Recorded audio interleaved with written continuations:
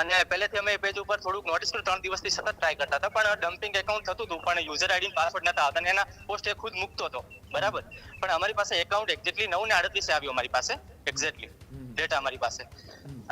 અને મૂળ એ યુવાનોને ગેરમાર્ગે દોરવાનું કામ કરતા હતા ને, એક મારી એક ભાવના રાષ્ટ્રની એકતા અખંડિતતાની જળવાઈ રહે અને યુવાનોને એક નેપાળ વાળી કરવીને આ બધું વિચારધારા એવી હતી. ભારત માતાની રક્ષા સરહદ ઉપર જ નથી થતી, પણ ડિજિટલ માધ્યમ ઉપરથી પણ કોઈ પર આપણે ડિજિટલ સ્ટ્રાઇક અમે કરી.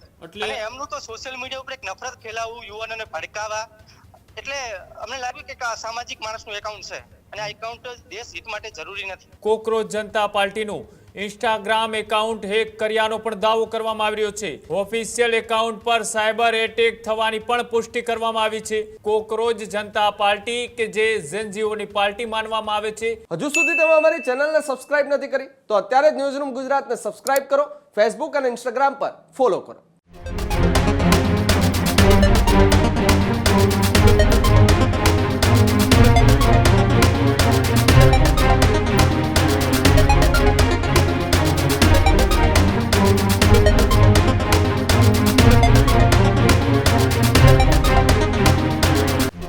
સમાચારોમાં આગળ વાત કરીએ બીજા મહત્વપૂર્ણ સમાચારથી, તો છેલ્લા 4-5 દિવસથી એ પૂરા દેશભરની અંદર સોશિયલ મીડિયાની અંદર કોઈ ચર્ચાઓ થતી હોય તો એ ચર્ચાઓ ચાલી રહી છે. ખૂબ ચર્ચિત કોકરોચ જનતા પાર્ટી. કોકરોચ જનતા પાર્ટીને લઈ ફરી એક વખત મોટા સમાચાર સામે આવી રહ્યા છે. કોકરોચ જનતા પાર્ટીનું ઇન્સ્ટાગ્રામ એકાઉન્ટ હેક કર્યાનો પણ દાવો કરવામાં આવી રહ્યો છે. નીલ રાવલે ઇન્સ્ટાગ્રામ એકાઉન્ટ હેક કર્યાનો પણ દાવો કર્યો. પાર્ટીના સ્થાપક અભિજીત દીપકે એક્સ પર આપી માહિતી. ઓફિશિયલ એકાઉન્ટ પર સાયબર એટેક થવાની પણ પુષ્ટિ કરવામાં આવી છે. સોશિયલ મીડિયા પર પોસ્ટ શેર કરી અને તેઓએ માહિતી છે તે આપી છે. આજથી થોડા દિવસ પહેલા એ એક્સ એકાઉન્ટ પણ તેમનું હેક થયું હતું અને ત્યારબાદ ફરી એક વખત નવું એક્સ એકાઉન્ટ છે તે બનાવવામાં આવ્યું હતું. કોકરોચ જનતા પાર્ટી કે જે ઝેનઝીઓની પાર્ટી માનવામાં આવે છે. આમ તો તે કોઈ રાજકીય પાર્ટી નથી, પણ સોશિયલ મીડિયાની અંદર અત્યારે ખૂબ ચર્ચા જેની ચાલી રહી છે એ પાર્ટી એટલે કે કોકરોચ જનતા પાર્ટી, યુવાઓની પાર્ટી, આ અત્યારે દેશભરની અંદર ચર્ચાનો વિષય બની છે અને તેના જ કારણે અત્યારે ચારેકોર તેમની ચર્ચાઓ થઈ રહી છે. કેટલાક રાજનેતાઓ તેને સમર્થન પણ આપી રહ્યા છે. કેટલાક લોકો કે જેઓને રાજનીતિ સાથે કંઈ લેવા દેવા પણ નથી, જેઓ રાજનીતિમાં છે પણ નહીં, તેમ છતાં પણ આ કોકરોચ જનતા પાર્ટી કેટલાક યુવાઓના મોબાઈલ સુધી પહોંચી ચૂકી છે. આ જે આખો ઘટનાક્રમ છે એ ભારતની સર્વોચ્ચ ન્યાયાલયના જે જજ છે તેમના દ્વારા એક જે ટિપ્પણી કરવામાં આવી હતી એ ટિપ્પણી બાદ જે યુવાઓમાં આક્રોશ હતો ને આક્રોશના કારણે આ પાર્ટીની એ સોશિયલ મીડિયાની અંદર સ્થાપના થઈ અને ત્યારબાદ આ જે આખો ઘટનાક્રમ છે આ ઘટનાક્રમ અત્યારે ખૂબ ચર્ચાઓમાં છે અને તેને જ લઈ ફરી એક વખત એક્સ બાદ હવે તેમનું સોશિયલ મીડિયાનું ઇન્સ્ટાગ્રામ એકાઉન્ટ હેક થઈ હોવાની માહિતી એમના જે સ્થાપક છે અભિજીત દીપકે ખુદે આપી હતી અને ત્યારબાદ આ એકાઉન્ટ હેક કરવાનો જેના દ્વારા દાવો કરવામાં આવ્યો છે એવા નીલ રાવ એ ખુદ ગુજરાતથી છે, તેઓ આપણી સાથે જોડાયેલા છે. તેની સાથે સીધી વાતચીત કરીએ. નીલ રાવ, ખૂબ ખૂબ સ્વાગત છે. હેલો. હા, ખૂબ ખૂબ આભાર. જે રીતના સોશિયલ મીડિયાની અંદર અત્યારે આ કોકરોચ જનતા પાર્ટી એ અત્યારે તમામ લોકો સુધી પહોંચી ગઈ છે. આ અત્યારે તેની ઉપર સાયબર એટેક થઈ રહ્યા છે. તેમનું સોશિયલ મીડિયા એકાઉન્ટ એટલે કે ઇન્સ્ટાગ્રામ હેક થયું હોવાની પુષ્ટિ પણ કરવામાં આવી છે અને તેવું વાત સામે આવી રહી છે કે આપના દ્વારા એકાઉન્ટ હેક કરવામાં આવ્યું છે. જી, એ અમારા એથિકલ હેકર ગ્રુપ દ્વારા કરવામાં આવ્યું છે અને ગ્રુપનો ફાઉન્ડર હું છું, નીલ રાવલ. મારું મૂળ વતન આમ પાલનપુર છે અને મારા કો ફાઉન્ડર છે દીપ પટેલ, એ ઓલરેડી યુએસએ રહે છે, બરાબર. અને પહેલેથી અમે પેજ ઉપર થોડુંક નોટિસ કર્યું, 3 દિવસથી સતત ટ્રાય કરતા હતા, પણ ડમ્પિંગ એકાઉન્ટ થતું હતું, પણ યુઝર આઈડી અને પાસવર્ડ નતા આવતા અને એના પોસ્ટ એ ખુદ મૂકતો હતો, બરાબર. પણ અમારી પાસે એકાઉન્ટ એક્ઝેક્ટલી 9:38 આવ્યું અમારી પાસે, એક્ઝેક્ટલી ડેટા અમારી પાસે. અને મૂળ એ યુવાનોને ગેરમાર્ગે દોરવાનું કામ કરતા હતા ને, એક મારી એક ભાવના રાષ્ટ્રની એકતા અખંડિતતાની જળવાઈ રહે અને યુવાનોને એક નેપાળ વાળી કરવીને આ બધું વિચારધારા એવી હતી. અને એના મોસ્ટ ઓફલી પેજના ફોલોઅર્સ અમે જ્યારે એકાઉન્ટ ક્રેક કર્યું ને એની અંદર મોસ્ટ ઓફલી એવા ડેટા મળે છે. હું તમને આપણે વોટ્સએપના માધ્યમથી હું તમને મોકલી આપું છું કે મોસ્ટ ઓફલી 37% એ બધી વિદેશી પ્રજાઓ જ છે, બરાબર.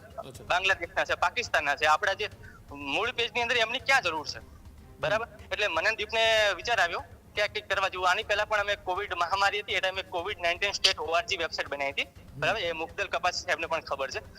એમાં અમે લોકોને બહુ મદદ કરી. અમારા ગ્રુપનું કામ જ છે કે એથિકલ હેકર્સ, એટલે લોકોને ક્યાંય નડીએ નહીં અને લોકોને રાષ્ટ્ર માટે કામ કરતા રહીએ. નીલ રાવલ, જે રીતના એ સોશિયલ મીડિયાની અંદર આ પાર્ટી અત્યારે ખૂબ વાયરલ થઈ રહી છે, એનો એજન્ડા શું હોઈ શકે હજી સ્પષ્ટ નથી કરવામાં આવી રહ્યું, પણ આ તમે જે એકાઉન્ટ હેક કર્યું છે, આ એકાઉન્ટ હેક કરવા પાછળનો તમારો હેતુ શું હતો? તમે કોઈ એક તમારા મનની અંદર ગોલ હતો કે હું ચાહે કોઈ પણ મોટી કંપની હોય એની પાછળ ગમે એટલી એમને સિક્યુરિટી રાખેલી હોય તેમ છતાં એ એકાઉન્ટ હેક થઈ શકે? હું એક સામાન્ય પરિવારમાંથી આવું છું, પાલનપુરથી, બરાબર. એટલે આવો કોઈ ઉદ્દેશ્ય નહોતો, પણ અમે 3 દિવસની નોટિસ કર્યું ને, અમે કોંગ્રેસ પાર્ટીને પહેલા સમર્થન આપ્યું શરૂઆતમાં, બરાબર, કે દેશ માટે બહુ સારું કરવા જઈ રહ્યું છે. પછી જોયું તો કે અંદર આમ આદમી પાર્ટીના લીડર્સ, કોંગ્રેસ પાર્ટીના, પછી અમે જે ડેટા ક્રેક કર્યો ને એની અંદર યુવાનોને એક હથિયાર અને નફરત ફેલાવવા માટે કોશિશ કરતા હતા, બરાબર, લોકોને મેસેજ એ ટાઈપના કરતા હતા. એટલે ભારત માતાની રક્ષા સરહદ ઉપર જ નથી થતી, પણ ડિજિટલ માધ્યમ ઉપરથી પણ કોઈ પર આપણે ડિજિટલ સ્ટ્રાઇક અમે કરી. બરોબર. પણ જે રીતના એ તમે વાત કરી રહ્યા છો કે કેટલીક પાર્ટીના નેતાઓ અથવા તો લોકો એની અંદર જોડાયેલા હતા, પણ આપણા દેશની અંદર જોવા જઈએ તો 140 કરોડ કરતાં પણ વધારેની જનસંખ્યા છે. તેમાંથી લગભગ 50 થી 60% લોકો એવા છે કે કોઈને કોઈ પાર્ટીઓ સાથે સંપર્કમાં હોય છે અથવા જોડાયેલા હોય છે. એમાંના આમાં જે અત્યારે ફોલોવર્સ બતાવવામાં આવી રહ્યા છે લગભગ 15 મિલિયન ઉપરનો જે આંકડો છે, તેમાં તો તમામ પાર્ટીના નેતાઓ, અમારી પાસે એકાઉન્ટ છે, આની પાસે 22.6 પ્લસ હતા, બરોબર. અને એમાં મોસ્ટ ઓફલી તમે હું એકાઉન્ટ પેક કરીને તમે ડાયરેક્ટલી ગૂગલમાં બતાવી શકશો, 36%, 36%, બરાબર. હા, એ આંકડો આવ્યો હતો, કદાચ ભારતના ફોલોવર્સ 5મા અથવા 6ઠા ક્રમાંક ઉપર હતા. જી. એટલે તમે જે રીતના ટકાવારીની વાત કરી રહ્યા છો એ કદાચ સાચી હોઈ શકે, કેમ કે જે ડેટા આવ્યો હતો તેમાં પેલા પાકિસ્તાન, બાંગ્લાદેશ, અફઘાનિસ્તાન ને ત્યારબાદ 5મા અથવા તો 6ઠા ક્રમે ભારતના ફોલોવર્સ. એમાં સાહેબ 18% બાંગ્લાદેશી છે, 18%.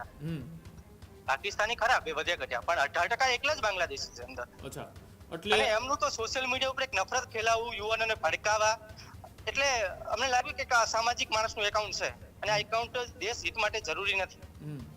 એટલે અમે મિત્રો દ્વારા, એક દીપ પટેલ છે, બરાબર, એક રઘુભાઈ દેસાઈ છે, બરાબર, હું છું, આ બધા 6 મિત્રો સાથે મળી 3 દિવસથી સતત ટ્રાય કરતા હતા, પણ એકાઉન્ટ ડમ્પિંગ કાલે થયું, પણ એને કાલે પાછી પોસ્ટ કરી નાખી કે મારું એકાઉન્ટ હેક કરવાનો કોઈ ટ્રાય કરી રહ્યું, બરાબર. ફરી પાછું એને 2 ફેક્ટર ઓથેન્ટિકેશન ફરી પાછું બંધ કરીને ચાલુ કર્યું, પછી ચાલુ કરી નાખ્યું. એટલે અમારા માટે થોડુંક હાર્ડ થઈ ગયું, પણ આજે ભારત માતાની બી ઈચ્છા છે, પણ અમારા હાથે લાગી ગયું પછી. અચ્છા, એટલે આ કેટલું ચેલેન્જિંગ હોય છે આટલી સિક્યુરિટી હોવા છતાં, જ્યારે તમે કોઈ તેમની ઉપર એનાલિસિસ સતત કરતા હો ને પછી જ્યારે એકાઉન્ટ ઇન્સ્ટાગ્રામમાં એકાઉન્ટ હેક કરવું ઇન્ડિયા માટે તે નોર્મલ છે. અચ્છા, જે એથિકલ હેકર્સ માટે. અચ્છા, એટલે સામાન્ય વ્યક્તિઓના એકાઉન્ટ તો ગણતરીની સેકન્ડો અથવા તો મિનિટોમાં હેક થઈ જાય એવું. 2 ફેક્ટર ચાલુ ન હોય ને તો તમે લગભગ 5 મિનિટની અંદર તમારા એકાઉન્ટ આવી જાય લોકોનું. અચ્છા, કોઈ પણનો ડેટા એ 5 મિનિટની અંદર કોઈ ડેટા આવી જાય, તેનો ડેટા કમ્પ્રેસ થઈને આપણી પાસે આવી જાય. આ 1.29 જે જીબી નો ડેટા છે ને, કમ્પ્રેસ થયેલો છે, એટલે મિનિમમ એ ડેટા હશે મિનિમમ 20 થી 22 જીબી. અચ્છા, તો તમે જે આ એકાઉન્ટ હેક કર્યું છે તેની અંદર જે મેસેન્જરની અંદર આ જે જોયું નથી, કેમ કે કોઈનું આપણે પ્રાઇવસી જોવા માંગતા નતા, બરોબર. અચ્છા, એટલે એકાઉન્ટ રાખ્યું છે પણ જોયું નથી. અચ્છા, કોઈ જે ઇન્ટેલિજન્ટ બ્યુરો હોય અથવા તો સાયબર સિક્યુરિટીની આપણી એજન્સી હોય એના દ્વારા એ તમારી પાસે એકાઉન્ટ ચેક કરવા માટે માંગવામાં આવશે તો તમે તેમને આપશો કે પછી? ના, અમારું ઉદ્દેશ જ એથિકલ હેકર ગ્રુપ છે કે એ લોકોની પ્રાઇવસી છે અને આપણે છંછેડવી નથી, બરાબર, પણ જે દેશ વિરોધી જે પ્રવૃત્તિઓ કરે છે એ આગળ ન થવી જોઈએ, બસ એ જ વિચારધારા છે.